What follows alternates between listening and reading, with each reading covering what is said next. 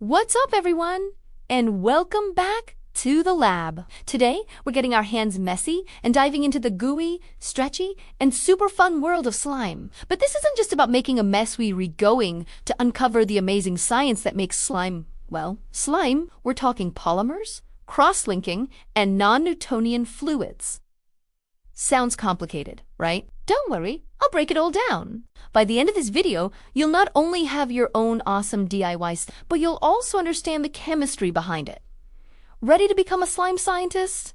Let's get started. First things first, let's gather our materials. For a classic gooey slime, you'll need some clear or white school glue, the kind with PVA or polyvinyl acetate. This is our secret ingredient. Next, you'll need a slime activator. We'll be using a simple borax solution, which you can make by dissolving 1 teaspoon of borax powder in 1 cup of warm water. Make sure a grown-up helps you with the borax and always wash your hands after handling it. You'll also want some water, a mixing bowl, a spoon, and if you want to get creative, some food, coloring, or glitter.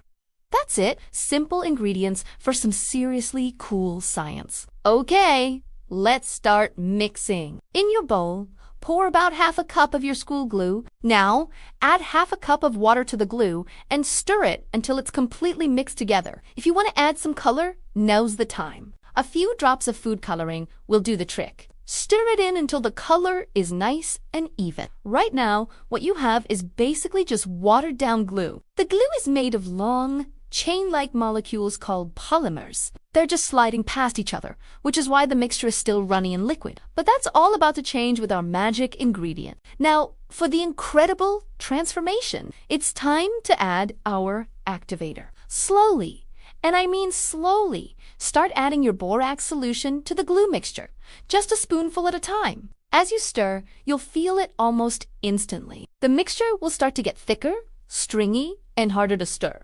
What's happening? The borate ions from the borax solution are acting like tiny bridges, linking all those long polymer chains from the glue together.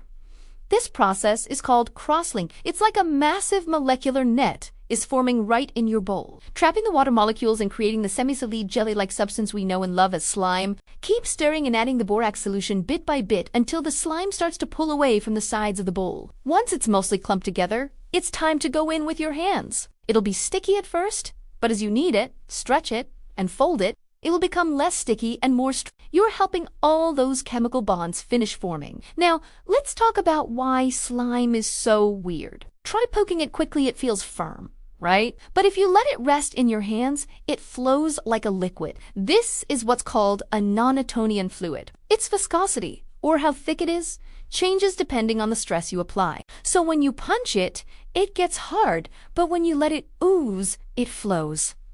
How cool is that? You've literally created a scientific wonder in a bowl. And there you have it, your very own batch of DIY slime, complete with a science lesson. You can experiment by adding more or less water to see how it changes the texture. Or try different activators, like contact lens solution. The possibilities are endless. Just remember to store your slime in an airtight container to keep it from drying out. I hope you had a blast becoming a slime scientist today. If you enjoyed this video, give it a big thumbs up. And do you need to forget to subscribe and hit that notification bell so you do need to miss our next experiment? Thanks for watching, and see you next time.